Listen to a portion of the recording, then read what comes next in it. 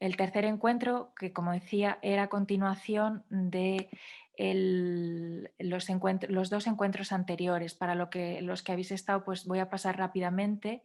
Para la gente que os incorporáis hoy por primera vez, pues la idea es un poco, estamos en esta parte oscura de un pasillo, ¿no? Viendo algo ahí, una luz al fondo, que eso representaría un poco esa metáfora de conocer la vida en clausura, que ocurre como en intimidad, ¿no? Saber qué pasa dentro de los monasterios y los conventos. Esta foto es de la Cartuja de Aula Dei de Zaragoza, que ahora está abierta al público, ¿no? Entonces, es una realidad que ocurre en clausura, o como a mí me gusta más usar en vez de clausura, anacoresis, que está separada, digámoslo así, del mundo que conocemos, ¿no? O sea, de la sociedad actual. Y para hacer ese recorrido utilizábamos el patrimonio cultural inmaterial como una forma, pues, de poder ver esa realidad, ¿no? Como si fueran unas gafas que nos permiten ver mejor, o a subirse como en algo elevado que nos permite también tener una visión, o incluso también ver el detalle, ¿no? De cómo es ese tipo de vida. Y es también una forma de acercar un proyecto que iniciamos en el 2019 para estudiar este tipo, para conocer, identificar y catalogar este tipo de patrimonio cultural inmaterial vinculado a las comunidades monásticas.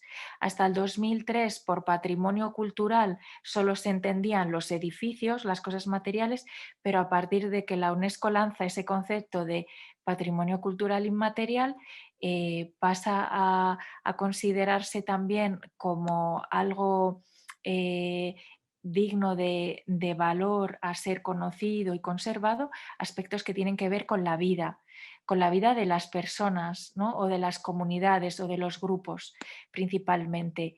Esos aspectos son, pues, técnicas artesanales, creencias, rituales, prácticas ceremoniales, representaciones, escenificaciones, manifestaciones sonoras como la música o la danza, las formas de alimentación, las formas de usar el paisaje o el entorno, las formas de socialización y las formas de comunicación.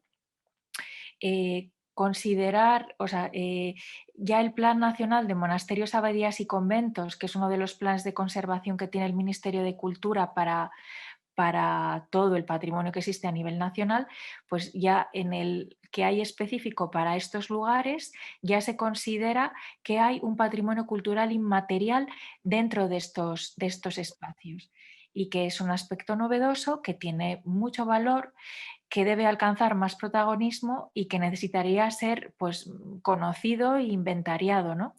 Entonces, de cara a eso, nosotros iniciamos un proyecto para ese estudio. Eh, y ahora lo vamos a presentar de una forma suave, o de una forma que sea un poco más liviana, ¿no? Vamos a utilizar, ¿no? O sea, todo el mundo tiene esa idea de en los monasterios que se hace, pues el orat labora, ¿no? Oran y trabajan. Pues vamos a ver dentro de ese, haciendo un poco el recorrido de qué significa realmente esa oración y ese trabajo, o sea, en esos tiempos, qué ocurre ahí y qué cosas pueden ser consideradas como patrimonio cultural inmaterial, ¿no? De su forma de vida. Em, Veíamos cómo los monjes, pues, se reúnen a orar 7 veces al día. em, San Benito decía también, y a mitad de la noche, que se levanten y recen, y, y eso constituye un poco toda su base, donde se constituye toda su forma de vida, ¿no? En lo que es la liturgia de las horas, el oficio divino, o la obra de Dios, también se conoce así, el Opus Dei. Eh, esos momentos de oración que se dividen en vigilia, maitines, laudes, tercia, sexta, nona, vísperas y completas, ¿no? Pues se realizan de forma comunitaria en una capilla que tenga el convento o el monasterio, o en la iglesia, en la parte del coro. y habíamos visto, ¿no? Un poco pues la música, cómo interviene, cómo se forma el rezo, que es básicamente cantado y demás. Y lo que íbamos a ver en este encuentro era la parte como de comunicación, ¿no? Para acudir a estos lugares, al lugar de la capilla, pues lo que se hace es, se toca una campana, ¿no? Dice San Benito en la regla, dice, a la hora del oficio divino, tan pronto como se haya oído la señal, dejando todo cuanto tengan entre manos, acudan con toda prisa, pero con gravedad, para no dar pie a la disipación. Nada se anteponga, por tanto, a la obra de Dios. Entonces aquí he señalado tan pronto como se oiga la señal. Ya en la regla se está dando indicación de que va a sonar algo, y pues la tradición es que sea una campana. Ahora se está sustituyendo por timbres, ¿no? Y el uso de la campana es algo que, que está muy vinculado a lo que es el hecho de que a Roma, y al hecho de que pues no se tenían relojes. Se utilizaba un reloj solar, ¿no? Que esto nos viene de los romanos, por eso del reloj solar vienen tal como los romanos entendían sus horas, que esto lo habíamos visto también, pero lo pongo así rápido. Las dividían en 12 horas que, como eran medidas por el sol, pues había, digámoslo así, no eran unas horas cerradas como ahora contamos 60 minutos, sino que eh, prima pues variaba en verano, ¿no? Del invierno, había pues un intervalo. No, hoy que estamos pasando vamos, hoy lo notamos más, ¿no? Que es la noche más corta, pues las horas diurnas van a ser más largas que las horas nocturnas que tenían los romanos. Luego los romanos dividían la noche en cuatro franjas, que no sé muy bien cómo las medirían, porque realmente ellos solo podían medir con un reloj solar, entonces solo se pueden medir las del día. Entonces, teniendo eso en cuenta, claro, ¿cómo avisar a la gente de que era el momento pues de acudir al trabajo, o de terminar el trabajo y poderse ir a comer, o de que había que volver a trabajar? Pues ya el foro romano tenía una campana que hacía sonar cuando eran los momentos determinados para una acción o para otra, ¿no? Y las casas de los patricios, las domus, también tenían normalmente una campanita para avisar a la gente que trabajaba en ellas de cuándo tenían que empezar, terminar y demás. Había puesto aquí, bueno, no lo vuelvo a poner, el toque de la campana para vísperas. Y vamos a ver si pasamos. Y nos habíamos, bueno, claro, yo me había quedado aquí pensando que veíais esta diapositiva. Aquí tenemos a Sor Elena, que está mirando esta pequeña hojita. En la hojita aparecen los nombres y aparecen como unas anotaciones. Y está diciendo, digamos, cómo tiene que tocar la campana para llamar a una hermana o para llamar a otra hermana, ¿no? Aparecen listadas todas las personas que están en la comunidad y qué toque de campana tiene cada una de ellas. Porque claro, los monasterios, los conventos son lugares muy grandes, a veces enormes, y entonces era una forma de poder avisar pues que había venido una visita, o que tenían que contactar a esa persona para algo, ¿no? Aquí voy a poner un ejemplo de cómo suenan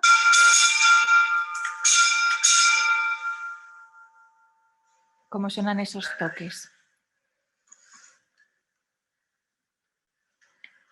Tres al alto.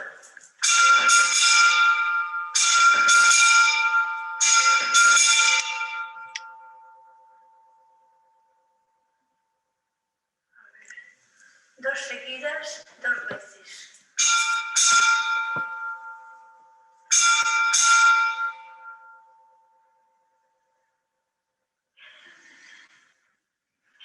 Dos seguidas, dos al alto y dos seguidas.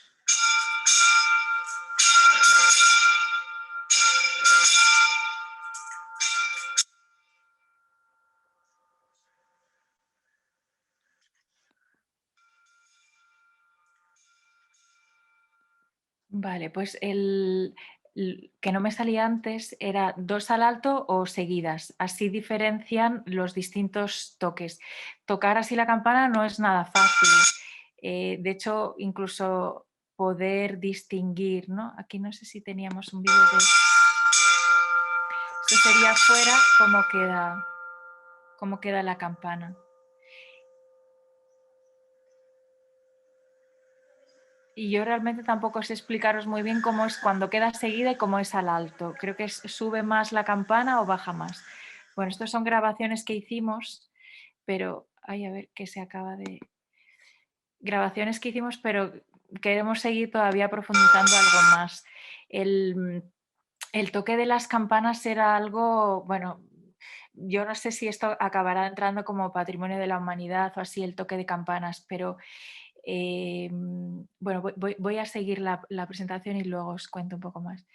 Eh, sí, esto es lo que ya he dicho. Las campanas, digámoslo así, existen como pequeñas campanitas, ¿no? Como campanillas, tanto en los pueblos egipcios como en en los pueblos asiáticos de Asia, y ya las usaban también los griegos y los romanos, ¿no? Los romanos llamaban a la campana tintinábula.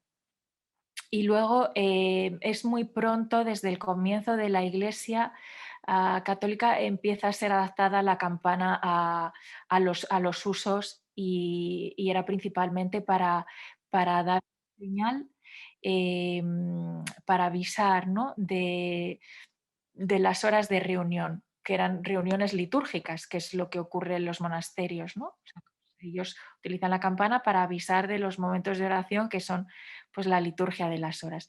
Y entonces las empezaron a llamar signum. El término campana ya se empieza a acuñar en el siglo, en torno al siglo VII, y es a raíz de, de un santo que, a ver, porque no consigo ver aquí, sí, de Paulino de Nola. Él vivía en la región de Nola, se considera que es el santo patrono de los campaneros, y Nola es una región que está en Italia, en la región de Campania, y proviene, digámoslo así, el nombre de campana proviene de ahí. Os he puesto aquí la etimología que da la RAE para campana, del latín tardío campana, propiamente de la Campania. Y viene de esta zona de Italia, del nombre de esta región de Italia. Y era porque esta persona, Paulino de Nola, pues la empezó a utilizar ya. No se sabe, vamos, no sé yo muy bien la historia, porque él crea un pequeño cenobio, o sea, un pequeño monasterio, pero luego no sé si llegó a ser obispo. Bueno, en torno, ya luego es el uso de las grandes campanas en las torres de las iglesias, y eso empieza en el siglo XIII.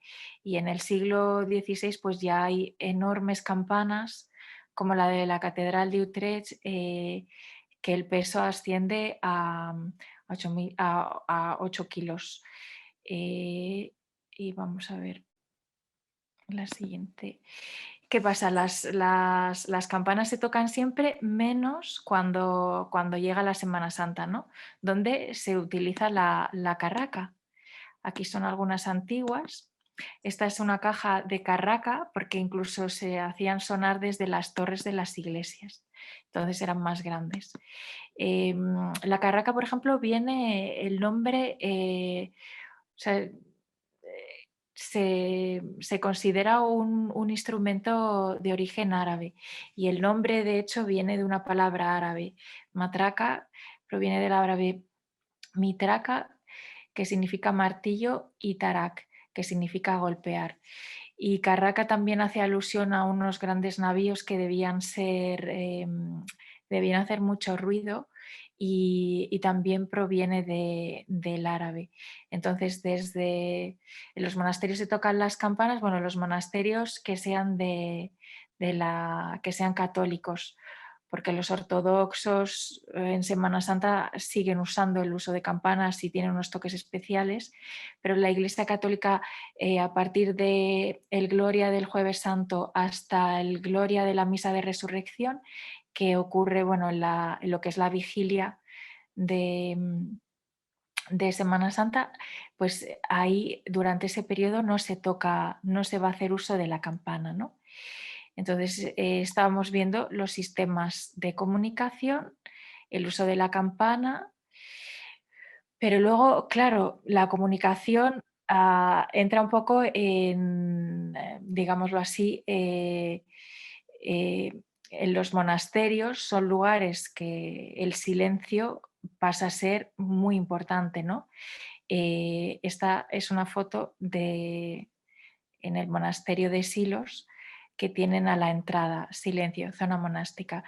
Entonces, la importancia del silencio es algo básico que recogen tanto, bueno, pues San Benito en su regla, pero ya San Pacomio, que es una regla anterior del siglo IV, también se recoge la importancia del silencio. Los cartujos también lo tienen. Bueno, los cartujos, como sabéis, pues no pueden hablar entre ellos más que un día a la semana que tienen un ratito para como de recreo, para compartir entre ellos y pueden hablar ahí un ratito como una hora, hora o 2 horas, ¿no? Esto aparece en una página web de uno de los monasterios, dice, el silencio viene a ser el clima espiritual del monasterio. No es solo una necesidad de la convivencia, no es solo una exigencia de la paz del claustro, su verdadera función entra ya en la vida de oración. Un silencio que es necesario para oír a Dios, silencio de recogimiento, silencio exterior, pero sobre todo silencio interior. Entonces, San Benito dice que en todo tiempo han de cultivar los monjes el silencio, recalcando además que en algunos momentos específicos que es incluso más importante, ¿no? Porque hay como posibilidad de que se pueda romper, ¿no? Pues después de salir de los rezos o en el refectorio donde van a comer o después del oficio de completas antes de irse a dormir. Entonces, dentro de la regla de San Benito hay todo un capítulo que habla del silencio. Él dice, no hable con ligereza. Dice, hagamos lo que dice el profeta. Ya dije, guardaré mis caminos. A ver, porque es que no veo la presentación completa, porque me aparece aquí. A ver si puedo hacerlo más pequeño. Sí. Guardaré mis caminos para no pecar con mi lengua. Puse un freno a mi boca, enmudecí, me humillé y me abstuve de hablar aún cosas buenas. El profeta nos muestra aquí que si a veces se deben omitir hasta conversaciones buenas por amor al silencio, cuánto mayor razón se debe evitar las palabras malas por la pena del pecado. Por lo tanto, dada la importancia del silencio, rara vez se dé permiso a los discípulos perfectos para hablar aún de cosas buenas, santas y edificantes. Porque está escrito, si hablas mucho, no evitarás el pecado.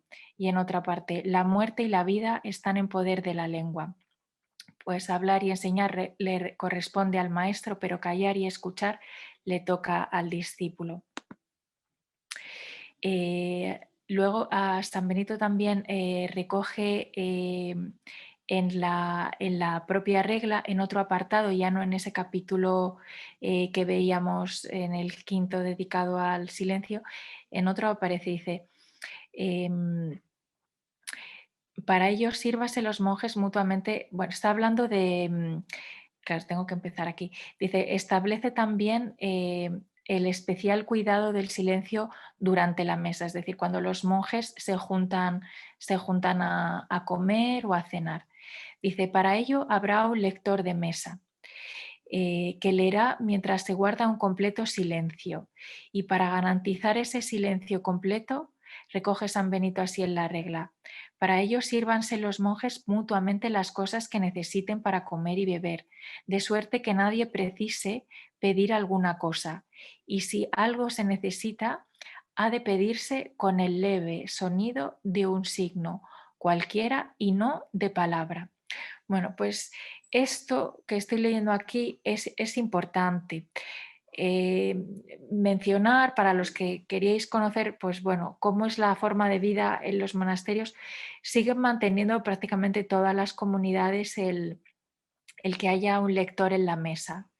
Eh, el lugar para comer y cenar, el lugar donde comen los monjes y las monjas se llama refectorio. Y allí hay un lugar donde hay uno de los hermanos o de las hermanas que lee a los otros mientras los otros comen. Y luego ese monje o esa monja pues come después.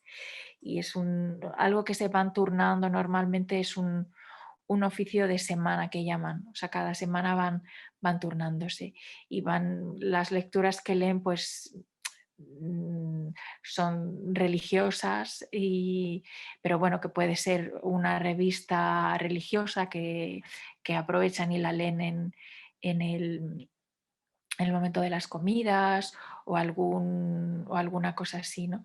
Entonces, luego es importante cuando dice aquí que incluso cuando tengan que pasarse algún alimento o si necesitan algo, ha de pedirse con un leve sonido de un signo cualquiera y no de una palabra. Bueno, pues esta frase de aquí abajo ha dado lugar al desarrollo de un lenguaje de signos interno dentro de los monasterios, que esto es algo que apenas se conoce, el uso de una lengua de signos.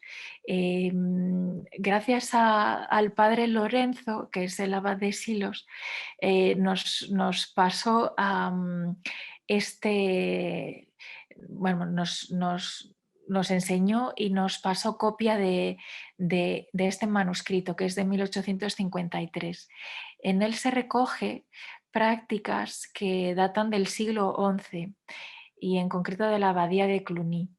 Y ahí hay una parte que nos traducen y después, porque es un libro que está todo en latín, donde se cuenta, ¿no? Dice, es necesario que aprenda muy diligentemente los signos con los que estando en silencio pueda comunicarse de algún modo, porque una vez que se haya unido a la comunidad, le está permitido hablar muy raras veces.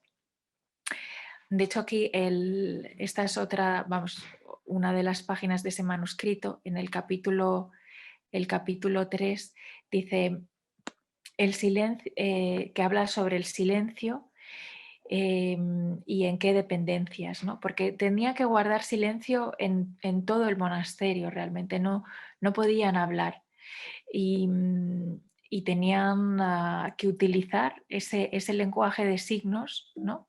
Que, bueno, no voy a leeros todo esto porque vamos ya un poquito mal de tiempo, pero nos enseñaron en los breviarios, hay un manual de usos y esto lo hemos visto en monasterios benedictinos, porque es las señales con la que se da a entender lo que es necesario en tiempo y lugares de silencio. Los lugares de silencio ya hemos dicho antes que son prácticamente todos los lugares dentro del monasterio, tanto en la comida como todo, ¿no? La capilla o la iglesia más todavía. Entonces, este libro es dentro de un manuscrito del ceremonial monástico que conforma el breviario y el misal con los usos y costumbres de la Congregación de España. Este data de 1774 y aparece al final del mismo. Y va poniendo las letras aquí en la orilla derecha aparece pues abad, acólito, no, las palabras que empiezan por A. Y bueno, no se he puesto más, pero hay como 4 o 5 páginas con las palabras y los signos. No sé si miremos algunos, que vamos un poquito mal de tiempo y tampoco me quiero alargar mucho más. ¿Quién toma también este tema de los signos como sistema de comunicación?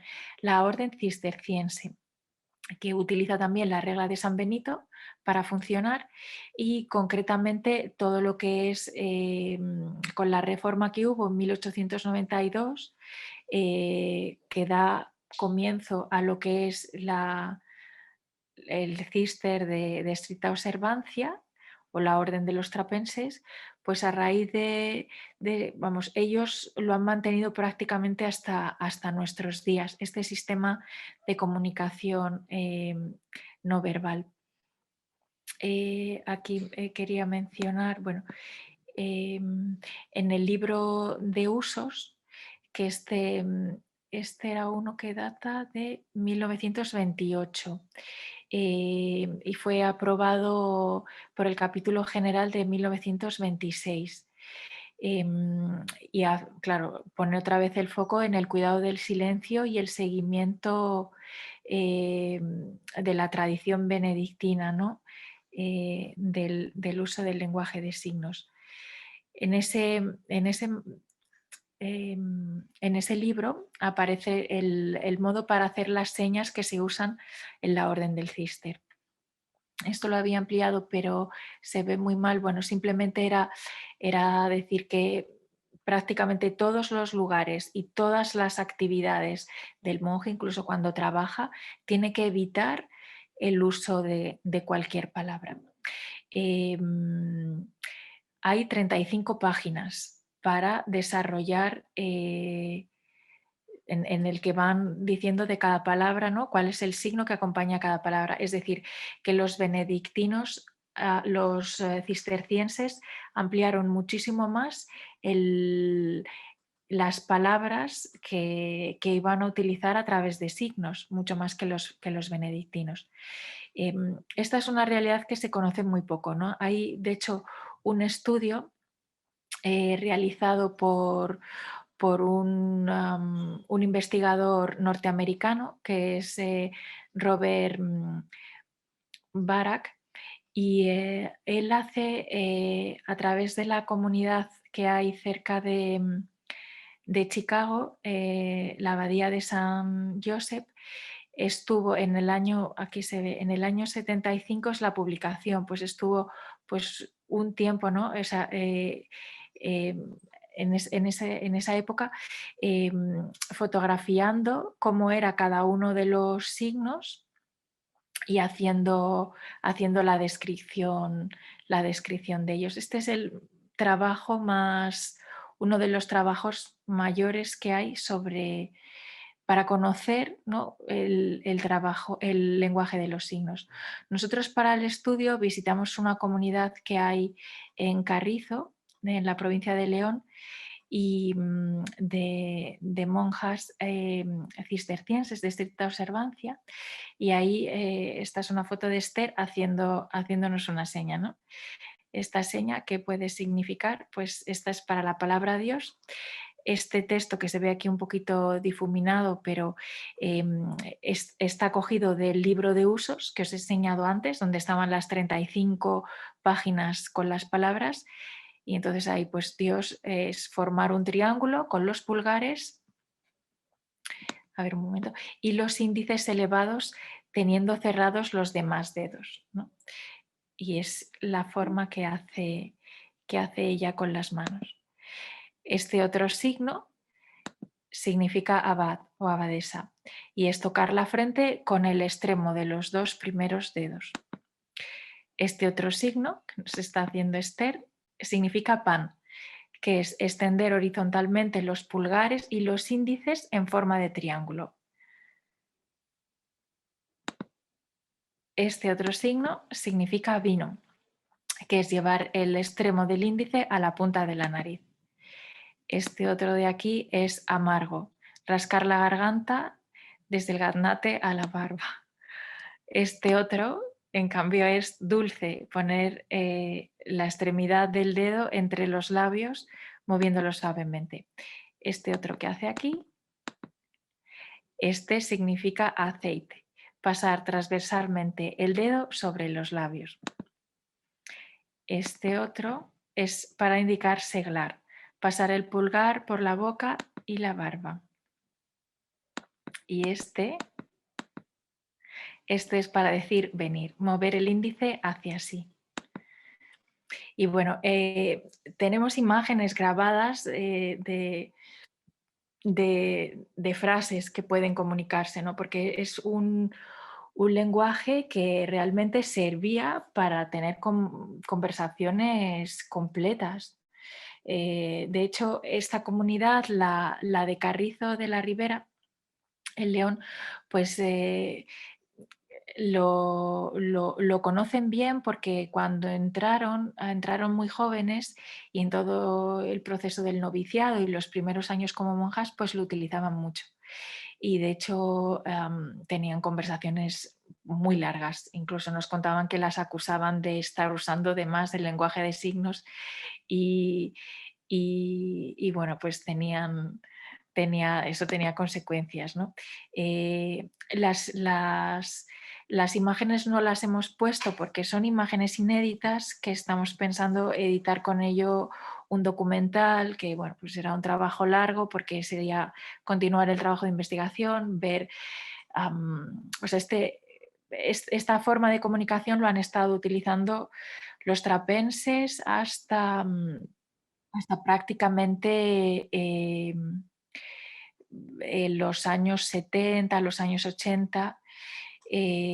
Solo el monasterio de San Isidro de Dueñas se lo sigue enseñando a los novicios, pero no lo utilizan realmente como una forma de comunicación, ya pues hablan y ya está. Pero en Francia sí hay un monasterio que lo conserva, el de la investigación en Estados Unidos, el que veíamos de la investigación del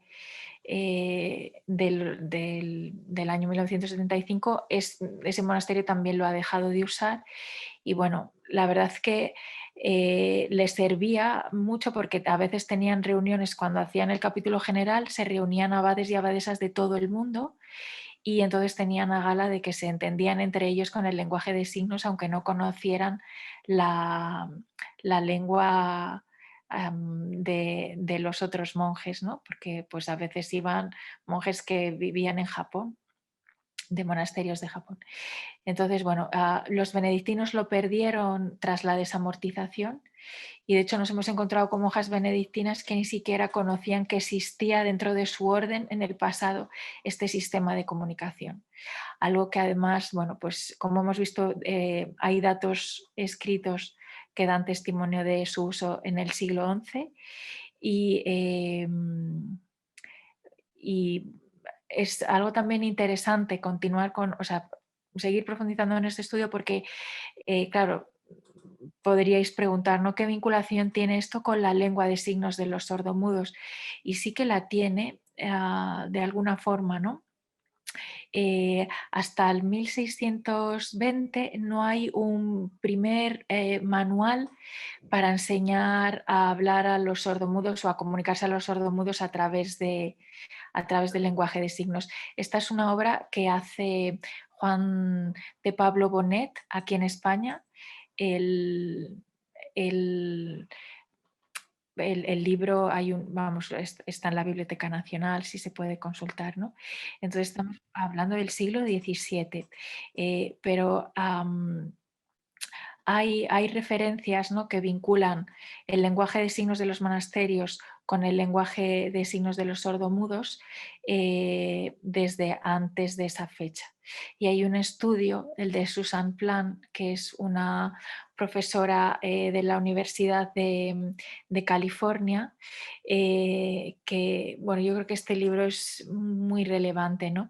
El título en inglés es Silent Minority, Deaf Education in Spain desde el 1550 a 1835. Es un estudio de investigación bastante riguroso del que luego se publica también, bueno, fue publicado en el 1997 y luego hay una edición en el 2004 traducida al castellano que se titula eh, Una minoría silenciosa, educación sorda en España, en los años, ¿no? 1550-1835. En este libro de Susan Plan, ella recoge un caso que se produce en el monasterio de San Salvador de Oña, en la provincia de Burgos, donde uno de los monjes, Fray Pedro Ponce de León, enseña a comunicarse a unos niños sordomudos que habían dejado a su cargo. Este fraile nace en torno a 1508, toma los hábitos benedictinos en el 1526 y es trasladado al monasterio de Oña en el 1533. Y durante los años de 1548 a 1549 pues se hizo cargo de dos muchachos que eran hermanos y eran los dos sordomudos, que venían de familias importantes, ¿no? Era Francisco y Pedro de Tobar, que eran hijos de los marqueses de Berlanga y sobrinos de Pedro IV Fernández de Velasco, que era condestable de Castilla. Entonces, de alguna forma, como los benedictinos tenían este sistema de comunicación interna con las señas, pues acabó enseñando a los niños, bueno, estos son fotos del monasterio de Oña, que es un lugar increíble, era uno de los centros más importantes bueno, era un sitio culturalmente destacado, ¿no? Y entonces Susan Plan lo recoge en esta obra. Han surgido también libros que echan un poco por tierra esta idea de que realmente fuera dentro de un monasterio donde empieza, digámoslo así, una determinada forma de educación a sordomudos. No he recogido aquí más datos, pero el hecho de que ellos pudieran aprender a comunicarse fue una cosa bastante revolucionaria, porque hasta entonces, bueno, los sordomudos se consideraban desde la época de Aristóteles como personas que no tenían capacidad intelectual y por eso pues no eran capaces de hablar ni de expresarse. Entonces, el hecho de que ellos pudieran pues aprender a comunicarse, a entender, esto marcó, y este caso marca el primer momento en la historia en que se da muestra de esa capacidad que tienen estas personas, de esa capacidad intelectual y de hecho luego consiguieron heredar y hay una obra que se redactó años después que era el Tratado Legal sobre Sordomudos, que lo escribió el que llaman el licenciado Lasso. No he puesto muchos más datos sobre esto porque es un poco más farragoso y tal, pero bueno, al final estos niños heredaron porque se pudo demostrar que tenían capacidad intelectual. De hecho, bueno, también hay casos ahora de que se han enseñado a chimpancés y a orangutanes a comunicarse o a decir palabras a través del lenguaje de signos, ¿no? Estos son estudios a nivel de ciencias naturales que ya han ocurrido, ¿no? Y pues nada, lo vamos a dejar aquí porque yo creo que no nos hemos sobrepasado del tiempo y hemos abusado de vuestra atención, con además todos los retrasos a la hora de empezar y todos los problemas que hemos tenido. No sé si hay alguna pregunta. Muchísimas gracias, Cecilia. Si alguno tiene alguna pregunta, lo podemos mirar en el chat. Aquí Sofía nos pregunta por qué hoy ha perdido importancia el silencio en las comunidades de monjes y monjas de clausura, siendo el silencio tan importante ahora como entonces.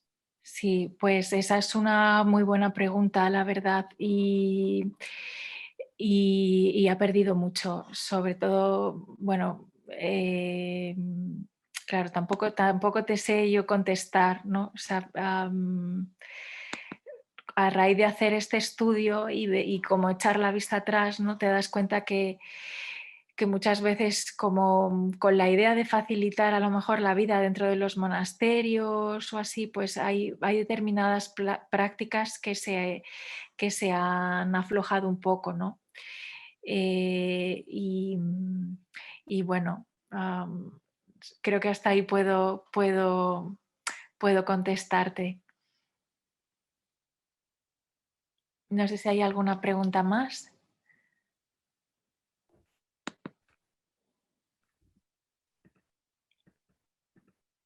La verdad es que ha sido muy interesante ver las formas de comunicación y este lenguaje de signos me ha parecido de Sí, lo del lo más lenguaje curioso. es algo muy, muy curioso que apenas se conoce y ya te Gracias. digo, pensamos que las grabaciones que tenemos hechas de las monjas de Carrizo son realmente inéditas porque no hay documental, no hay documental a ese nivel, ¿no? O sea, hay grabaciones en que se ven a monjes haciendo signos, pero a lo mejor son como mucho unos segundos dentro de películas que se hacían como para contar un poco cómo era la vida trapense, pero no son representativas de cómo era el funcionamiento o qué frases se decían a través de esos signos. Entonces, bueno, la idea de continuar con las grabaciones, de continuar con el proyecto, sobre todo también de cara a dar a conocer esto y ver esa vinculación de cómo el lenguaje de los signos utilizado para los sordomudos pues está vinculado también a la vida monástica, pues yo creo que es muy, muy interesante. ¿Podrías dar algún dato más sobre el documental que estáis haciendo, que aquí nos preguntan? Pues estamos ahora buscando la financiación para continuar con el proyecto. Estamos también viendo la posibilidad de hacerlo con una dimensión europea, o sea, empezar a trabajar con otros países en Bélgica, en Francia, en Alemania, para hacer un estudio lo más completo y lo más riguroso posible. Porque, digámoslo así, lo que hemos hecho en el 2019 ha sido como un poco buscar, ver qué hay y aterrizar en este tema que lo que nos ha demostrado es que es tremendo, porque claro, os he contado un trocito, pero quedan aquí muchos más campos dentro de la vida monástica que pueden tener esa dimensión de patrimonio inmaterial, ¿no? Como todo lo que es las formas de alimentación o las formas de socialización. Ahí entraríamos a analizar todo lo que es las reglas, ¿no? La regla monástica que siguen unos o que siguen otros. Eso también es súper interesante. El uso de los entornos, por ejemplo, pues el cister, el uso del agua, ¿no? Ahora que estamos con todo el tema del cambio climático y la necesidad del aprovechamiento del agua, pues hay una cultura ahí pues muy antigua del uso del agua por parte principalmente de las comunidades cistercienses que tenían aljibes, que tenían lugares para criar peces, por ejemplo. Pues aquí nos dicen que es muy interesante, que hay algunos que se ofrecen para ayudarte en el documental, ayudarnos en el documental, incluso, pues eso, tanto con un equipo profesional de grabación de audio como que se ofrecen su ayuda, pues yo creo que si nos enviáis un correo electrónico, pues nosotros estaremos encantados de atenderos, al contrario, y muy, y muy agradecidos de vuestra ayuda. Pues sí. Pues no sé. Una pregunta, Cecilia. Esto es, ahora creo recordar el Gran Silencio que se grabó. ¿En qué convento era? ¿Era una abadía en Francia? Sí, Y era era la Gran Cartuja. la Gran Cartuja, la Grande Chartreuse, esto es. Claro, los cartujos siguen manteniendo el silencio, ellos no tienen lenguaje de signos, por ejemplo, porque el silencio es riguroso. Claro, de hecho, el lenguaje de signos también se considera una comunicación y por eso cuando las monjas lo utilizaban mucho, se acusaban en capítulo de que estaban hablando. O sea, aunque no emitían palabras, pero... Y nos queda, por ejemplo, investigar más. Claro, dentro del Cister tenemos ahí, habrá gente que lo conozca, pero habrá gente que no. Está el de la estricta observancia, que son los trapenses, y luego la observancia general. Entonces, a nivel de observancia general, masculinos solo tenemos Poblet, pero a nivel femenino sí que hay muchas comunidades. Y entonces tenemos que investigar, hay más, pues hablar con las de las huelgas, Juan, que las conocéis vosotros, pues tenemos que hablar más con ellas y ver qué ha quedado del lenguaje de signos, qué se sabía. Pero ya te digo, incluso hay comunidades, pues eso, benedictinas, que no sabían que en el pasado ellas tenían este sistema. Fíjate. Y aparece, bueno, en el libro de usos y bueno, y digámoslo así, que los monjes o las monjas que están más, pues lo conocen, ¿no? Ana, tomamos nota de vuestro correo electrónico. Muchísimas gracias por vuestro ofrecimiento. A ver, así. Ana, si Creo que puedo. está accediendo gente ahora. Sí, bueno, lo Como- único, bueno, yo agradezco mucho daros, bueno, volver a pediros perdón y disculpas por este error técnico. Como hemos conseguido grabar este encuentro, pues también os lo facilitaremos a aquellos que se han inscrito y a aquellos que no han podido venir, tanto porque la comunicación ha tenido sus déficits y nada, de nuevo pues disculpas y espero que sea interesante para todos los que nos ven en directo y en diferido.